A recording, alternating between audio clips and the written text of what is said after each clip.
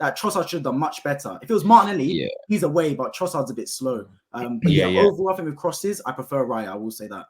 Can there be somebody else as well? Like we talk about the wrong players, I reckon, as well, slightly. Like can we talk about Odegaard? He's an alien. Like, honestly, like the dying breed of number 10s, the Phil Fodens and all of that stuff. Madison's. Odegaard is ridiculous. You know what I'm saying? Like, I see him in like thread the needle how many times today and dictate where he needs to, drop deep when he needs to. I mean, like, don't get me wrong. Ramsdale made a mistake. That's great. But there's certain players on the pitch that I thought just need flowers. Like, and he's one of them. I think Odegaard needs flowers. Has anyone even talked about Declan Rice yet?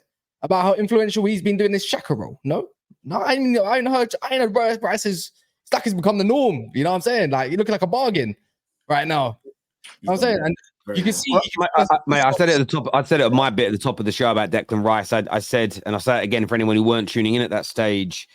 Declan Rice is the signing of the season at £105 million. He's a bargain. He's not dropped a performance below a 7.5 out of 10 all season. Controls the midfield. He defends brilliantly. He crosses. He creates. He scores goals. He's the best midfielder in the league this season, without a shadow of a doubt. And sometimes people want to make the signing of the season the pound for pound best. Yeah, but he only cost 20 million. So what we're getting out of him for 20 million is huge.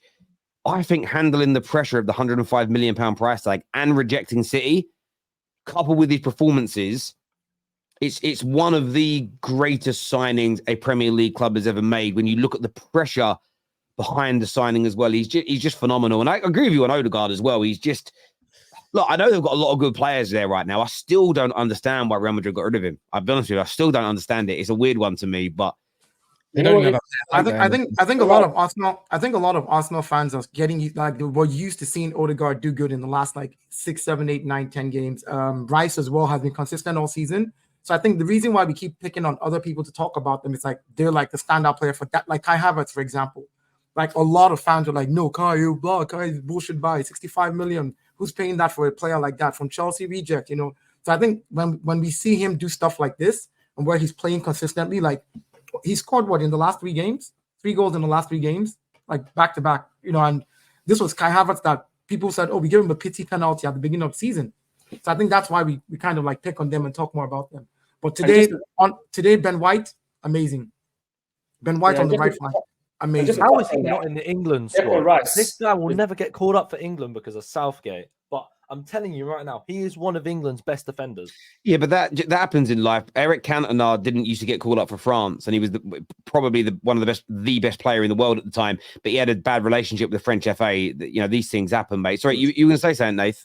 Yeah, I was just touch on Declan Rice. The reason why maybe we don't speak about it is because the performances have been so exceptional throughout the season that the bar is just that high that sometimes we feel to touch on other players that maybe might not get the same shine.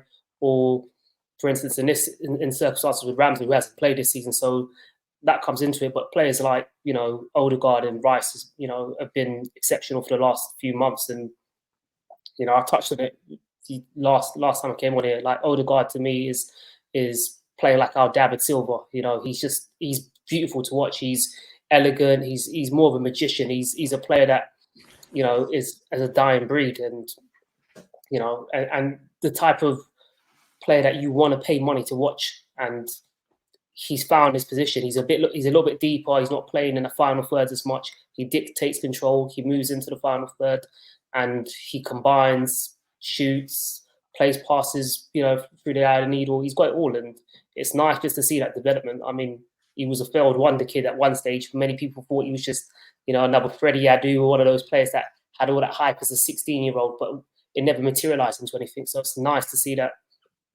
he's actually, you know, amounting to become a real kind of special player. And there's a number of players like that, though, in the Arsenal squad. When you kind of go through it, Odegaard fits that bill. I know he went and did well at West Ham first, but Rice was tipped as a kid to be a star. Chelsea let him go. You've got Kai Havertz that was killing it in Germany. He came to England with big hype.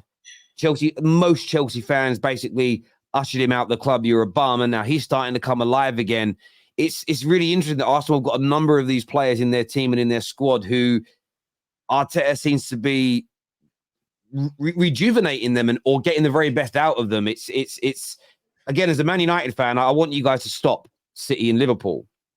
But as a Man United fan, I'm also really pissed off and jealous that you guys are doing it. And I look at my club and just think, bums. We can't even get you can't even get a triangle guy in Terry, mate. I know. And you know what? Another thing I ain't heard. It's like Arteta's like substitutions. No one spoke about that. Because you know what? Your fan base loves arguing with each other, and I don't get it. I really don't get it. Like, you want to pick out the bad stuff and nitpick. It's like, fucking hell. Now, somebody mentioned the substitute. I wasn't here. Yeah, you weren't here. Yeah, Brandon mentioned that a little bit earlier.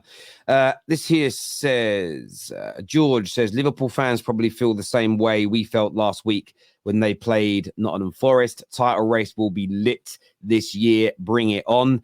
Yeah, oh, yeah, there will be some City and Liverpool fans all around the world right now will be feeling sick. Yes. They really will. Crushing defeat, man. Or I remember crushing to lose it. No, it will be. I remember my super chat saying Havertz needs time to settle into Arsenal, and Brandon dismissing this point.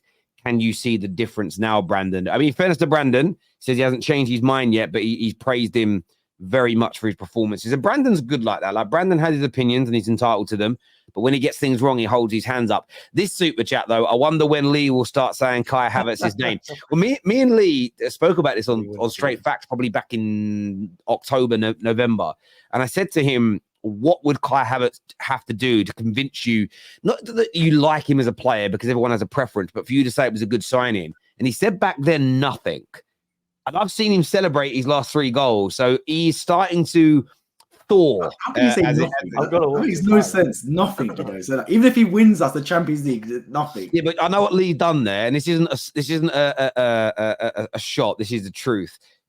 Lee, when it comes to last year when he said I'd back Arteta if he got into a title race and finished 5 points off top, he had to then put a lot of context onto it why he's now not backing the manager, right? Because it happened. I think what Lee doesn't want to say is, well, if he wins us 5 games with the winning goal, then I'll back him. Because then if he does it, there's nowhere to go. So I think Lee just says nothing. And then, of course, in reality, there will come a point if Kai Havertz keeps playing well, keeps scoring, you start winning things, where at the very least, he'll probably call him Kai Havertz and celebrate again. I think that's what it is, really, with Lee. But Lee's just, yeah. 8 games is the longest winning streak in the Premier League this season. Good to see the subs make a difference. Mikel is cooking. It certainly is. And up next is City, right? Yep, away from home. My God, what a game that's going to be for us all. Because I said, I'm going on loan to Arsenal for the rest of the season. Now I'm doing it. Only meh performance from Deckers in the Fulham game. Yeah. I can't remember that. I'd probably say West Ham at home as well. Probably wasn't his best game. I think he gave away a penalty in the last minute. Yeah. I love his power as well of Declan Rice, man, because Arsenal, throughout our time, have always had technical players, but synonymous with the Wenger sides was power, Vieira, Petit, Gilberto Silva, like strides, athlete sort of players. And Rice has that, man. He was a real athlete in that midfield, gives you that workhorse mentality alongside the technical ability. And he's adding goals to his game as well. And also going forward, about the Arteta point as well, I think we've actually got better as well. I've seen what Arteta's coached us in the season. One thing for a fact, this game I was impressed with. When the ball goes out wide to Saka in the corners, normally it breaks down. But I feel like our triangle work between Ben White, Saka and Odegaard today, with Havertz linking in as well, was much better in this game than it has been. And it has been much better, to be fair, this calendar year than it was in 2023. I feel like we're getting much better in those little tight areas, knocking the ball about, creating misdirection, and getting to the byline for crosses. Whereas I feel like in 2023, it kept breaking down when I used to double team Saka. We kept saying, oh, nothing's happening. Saka's getting double teamed. How are we getting out of it? Seems we've found a way to get away with it now. And hopefully long may it continue. No, listen, I think he's just been phenomenal. He really has been. And just, I was so desperate for Man United to sign him a few years ago. I was gutted when you guys got him because having said that, it'd have come to my club 2 years ago and we'd have ruined him by now. Don't anger the football gods with that 3-1 for Arsenal. Etihad, mate. I'd gladly take a deflected 1-0. I'll take anything, man. Terry, how do you get hold of Deo? I need to know the software he's using. Yeah, I've already put it in the private chat. How are you changing your face like that? In the private chat? Yeah, like, what's the filter you're using? It's not so. There's a software that I use through my phone, and I wirelessly connect through my phone. So I have a whole virtual studio at home because I do VR and AR. So that's what I do for a living. We've got to talk about this because I'm honestly just thinking about some of the thumbnails I do and some of the reaction videos I do. Some of that stuff would look amazing. Like it's just like I switch cameras, so I can switch exactly. So this is the camera that I'm using for the filter, and so I just switch to that camera instantly, and then I can go into the software and decide, okay, what am I going to be?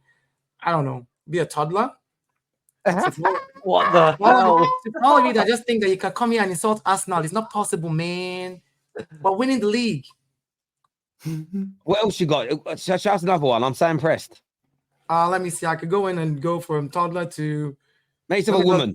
Be a woman. Oh no, that is just anime face. I build out the. I don't have a woman's face because I build out the filters here, so I can build out. Okay. I can build out like cartoon 3D, for example. This is my 3D cartoon face. That's so good, I can do like man. Pixar animation. I can become a Hamza. You know. I can, yeah. So I can just become an old man, totally an old man. Like, I love it, mate. That is absolutely.